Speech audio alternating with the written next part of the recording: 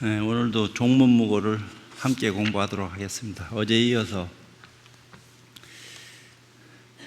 주지에게 생강판 스님이 절에 살면서 주지한테 생강 팔았다 하니까 조금 묘한 생각이 들긴 드는데 한번 들어가 보겠습니다.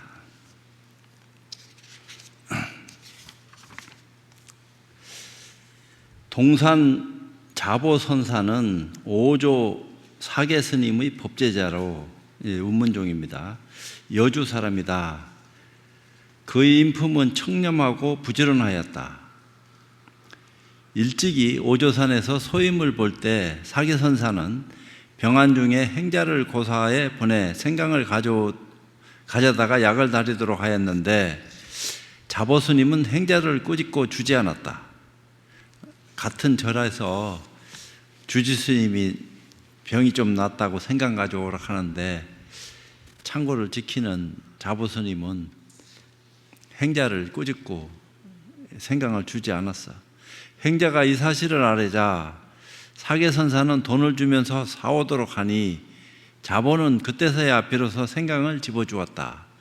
그러니까 아무리 아프다 하더라도 이건 함부로 아무리 당도락 하더라도 그 생강 한 조각이라도 함부로 가져다 쓰면 안 된다 하는 그런 의미도 있어요. 어찌 보면 상징적인 것도 되지만 실질적으로 또 그렇게 살아야 돼. 그 상주물은 함부로 손대면 안 된다 이런 말이 있습니다. 그 균주 동산사에 주지 자리가 비어 군수는 사계선사에게 서신을 보내 아는 사람 가운데 주지를 청구해 달라고 부탁하였다. 사계선사는 생강을 팔던 사람이면 주지를 할 만하다며 마침내 그를 동산사의 주지로 보냈다. 어찌 보면 자기한테 서운하게 해서 생각하면 괘씸한 건데 그래도 그걸 그렇게 고약하게 생각하면 속이 좁은 거지. 넓게 크게 생각해서 이 공적으로 살아가는 사람이로구나. 그렇게 되면 좋은 일이 있을 적에 또 귀하게 써먹으면은 중생들을 위해서 큰일 할 거 아니요. 그 기종사의 주지로 옮겨갔는데 하루는 주장자를 짓고 산문 밖을 나갔다가 길을 비키라고 소리치는 귀인의 행차를 보게 되었다. 어떤 관리냐고 물으니 현의라고 하면서 길을 비키라고 하였다. 이에 자보선사가 길 왼편의 한쪽에 비켜 서 있는데 갑자기 말이 끌어앉아 가지 않고 서 있었다. 그러자 자보선사는 축생이 두려워 사람을 알아본다고 하였는데 현의는 그가 자보선사임을 알고서 재배한 후 떠나갔다.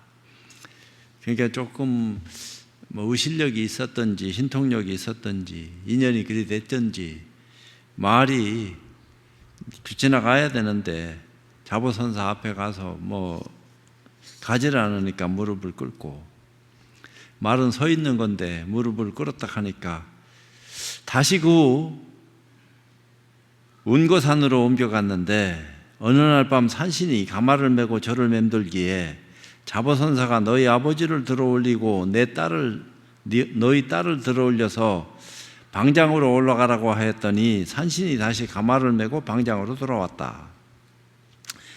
이게 산신한테 들킬 정도 되면 안 되지. 산신이 꿈에 나타난다고 좋아할 일은 아니야. 내가 볼 적에는 설사 꿈에 나타났다 하더라도 그럴 뿐이지. 꿈에 안 나타나면 더 좋고 지가 안 나타나고 도와줘야지. 나타나서 내가 당신 도왔소 하는 식으로 자랑스럽게 얘기할 게 뭐 있어. 도우면 돕고 말면 말고 그런 게지.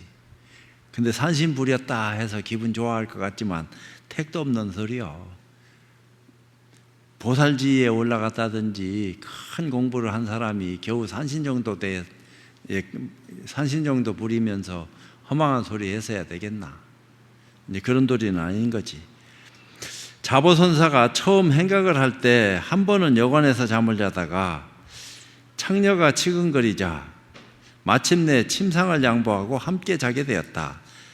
또 옛날에 우리나라 경호선사가 그런 어떤 일련의 일을 행했다 하는데 그게 어떤 생각으로 그렇게 했는지 참 그 속을 들여다보지 않아서 알 수는 없는데 대단한 일을 행했다 하는 어떤 입장들이 얘기되어지는 걸 보면은 그냥 아무나 그렇게 해서 될 문제는 아닌 것 같아.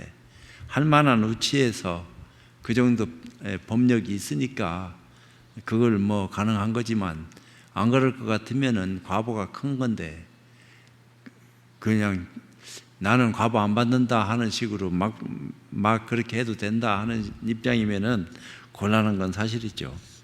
선사가 자선을 하다가 길을 떠나려 하니 창녀는 잠잔값을 요구하였다. 자부선사는 돈을 주고 문을 나서면서 어젯밤 덮은 이불을 태워버리고 떠났다. 창녀가 부모에게 이를 사실대로 말하자 마침내 그 집에서 모셔다가 음식을 대접하고 사과하면서 참다운 부처님 제자라고 하였다. 그가 지은 달마조사 차는 총림에 널리 알려졌고 낭야각 스님이 지은 화답시는 지금도 정법안장에 실려 있다. 창녀가 나오는 여관방에는 왜 들어가서 잤노? 도대체 처음부터 그런 줄 모르고 들어가서 잤겠지만, 뭐 중국에 당시에 그 잘방이 그거밖에 없다 싶으면 어쩔 수 없는 거겠지만, 창녀가 있는 동네 같으면 큰 동네인데 작은 동네에 그런 게 있겠나? 그러면 여관도 여러 가지 여관이 있었을 건데 왜 그 여관에 들어가서 해필이면 자가지고 그런 일화를 남기노? 자보선사도 어찌 보면 괴각인 것 같아. 알 수가 없지만. 참선 못하는 병통. 한 스님이 대스님에게 물었다. 저는 참선을 할 수 없는데 병통이 어디에 있습니까? 병은 여기에 있다. 저는 무엇 때문에 참선을 못합니까? 눈 뜨고 자리에 오줌 싸는 놈아, 때리기 전에 꺼져라. 운문종의 종지를 떨칠 사람들, 천의 우예선사가, 어저께도 천의 우예선사 부산법원 스님하고 잠깐 얘기했어요. 그 두 스님 가운데 한 스님이야. 서편 기성화상한테 안 쫓겨났던 원통 법수선사에게 말하였다. 이제 천의 우예 스님이 아마 스승인 것 같아요. 원통 법수 스님이 제자 같고, 원청주, 경복건, 그리고 그때까지 세 사람이 우리 종지를 크게 떨칠 것이며, 천발중원이라 하는 스님하고 경복권 스님하고 그 나머지는 모두 그들의 근기에 따라 도를 감당할 것이다. 이제 예언을 그렇게 했었던가 보죠. 천의위에 스님이. 24번째 선지식에게로 인도하다. 도설종렬선사가 도산에 수자로 있을 때, 도설종렬선사도 49살에 세상을 져버렸으니까 진정 국문 스님의 법을 이었다 하는 말은 있는데, 수진호 스님은 운계산에 계셨다. 종렬선사가 하루는 수십 명의 납자를 거느리고 수지 스님을 찾아갔는데, 수지화상은 종렬선사와 몇 마디 주고받지 않고서도 종렬선사의 경지를 알았다. 그리고는 웃으면서 말하였다. 수자를 보아하니 기질은 훌륭한데 어찌하여 말은 마치 술 취한 사람 같지 않으냐. 생긴 것은 멀쩡한데 말하는 거 보니까 꼭 술 취한 사람 같다. 이렇게 이제 얘기를 했어요.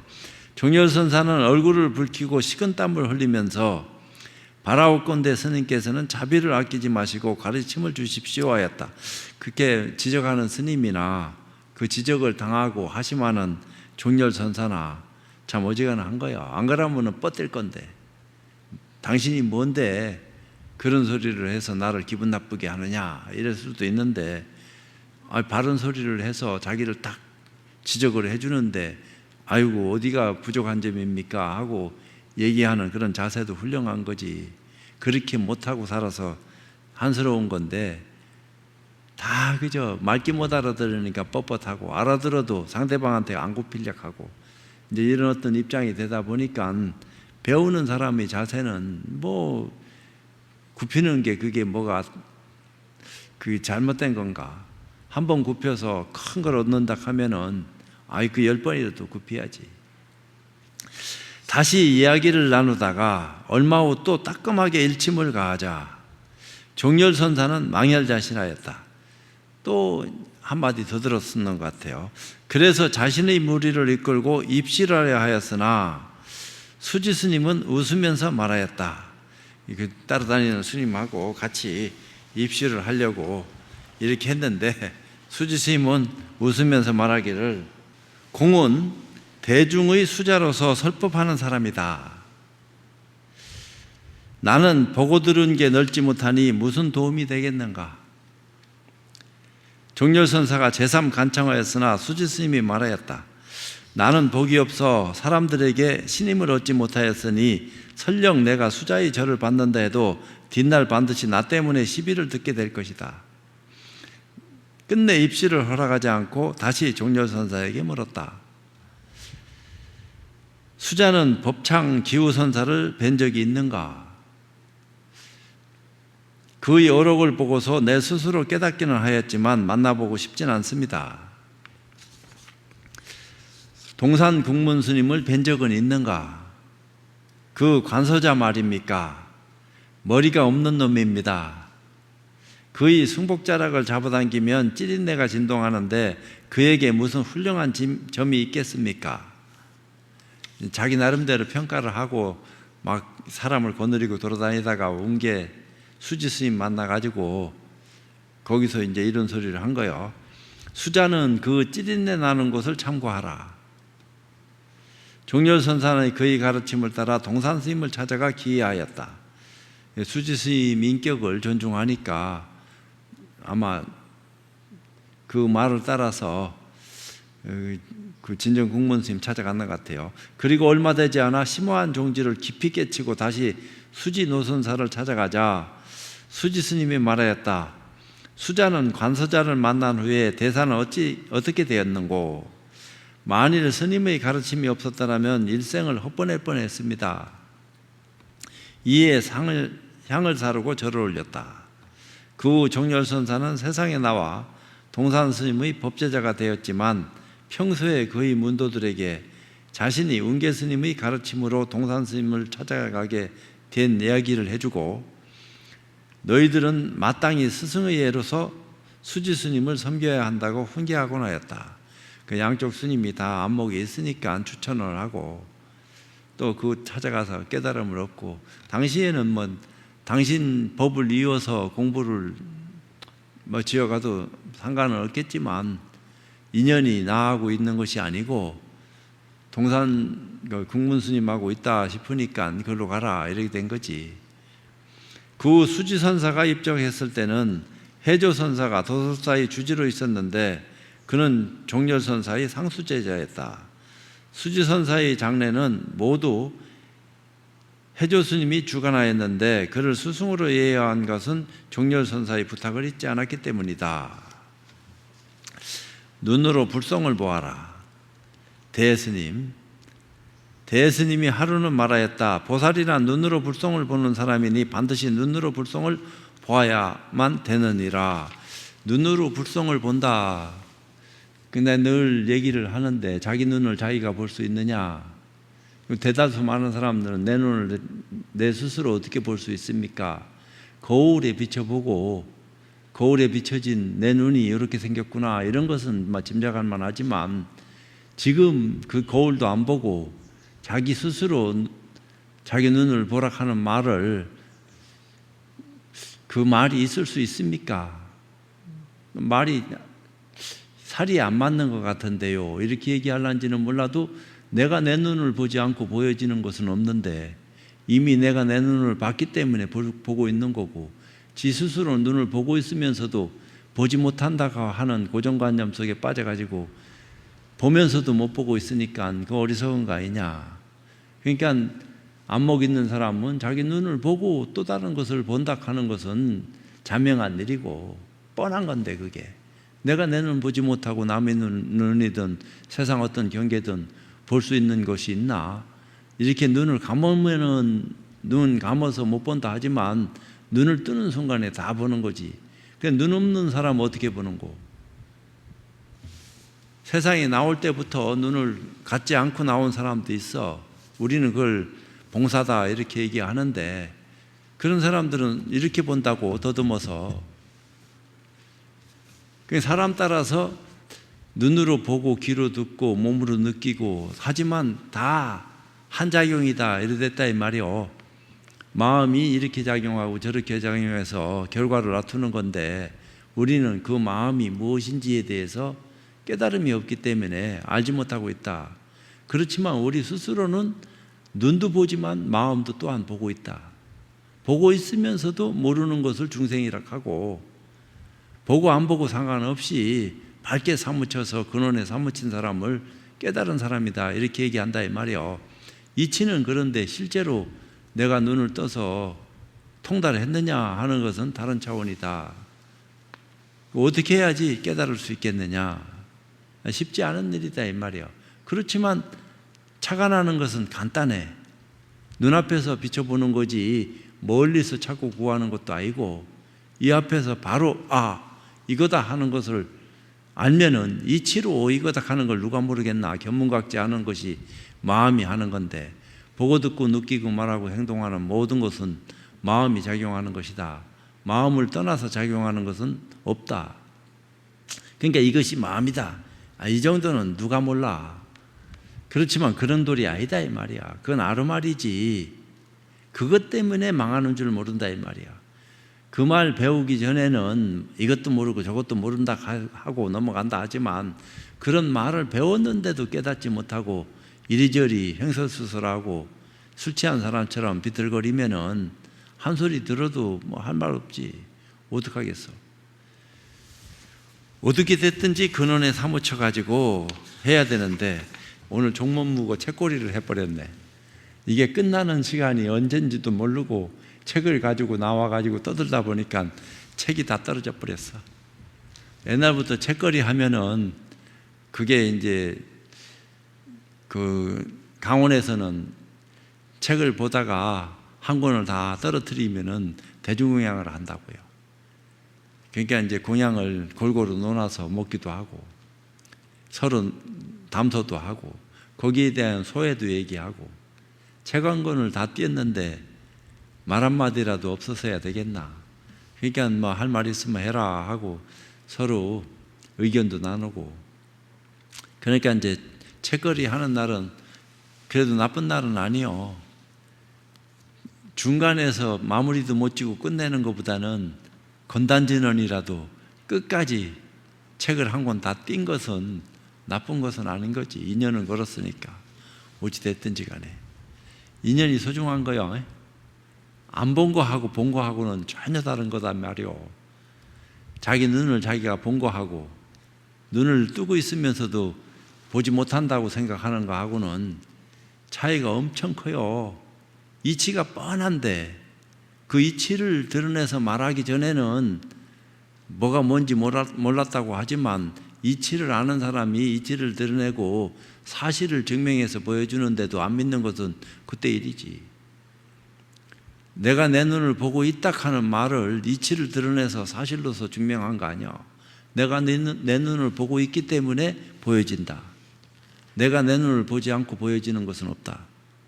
이미 내 스스로 나를 보고 있건만, 내 눈을 보고 있건만 자기 스스로 보지 못한다고 하는 허망한 생각에 빠져가지고 고정관념화된 것이 그게 중생의 견해지 딴 건 뭐 있겠느냐. 또 내가 내 눈을 본다 하는 견해에 빠져가지고 이치만 가져서 깨달음이 없이 증상만이 돼가지고 상을 내면은 그것도 공부에 큰 죄가 되는 거지. 그러니까 실질적으로 이런저런 것을 다 내려놓고 크게 한번 사무쳐서 깨달음에 들어가서 눈을 뜨는 그런 계기를 우리는 한번 마련해야 되겠는데, 그런 차원에서 가르침을 청하고 큰 스님을 찾아가서 놓고 하고, 어떻게 내가 길을 따라서 찾아가야지만이 올바른 가치관을 눈뜰 수 있는 입장이 될 수 있겠습니까? 이런 어떤 입장을 첫 보자마자 만날 수 있으면 최고로 좋고, 안 그러면 소문이라도 듣고 찾아가서 자기 인연이 되면은 열심히 믿고 의지해서 뭔가 가르침을 청한 결과를 얻어야 될 거 아니야. 그렇지 않으면은 다 허망한 시간을 보내는 거야. 그래서 저도 오늘 내려갔다가 추석 세고 올라올 것 같은 생각이 드니까 명절 잘 보낼 수 있도록 그렇게 잘 마음을 다스리고 정진 열심히 하시기 바랍니다. 이상입니다.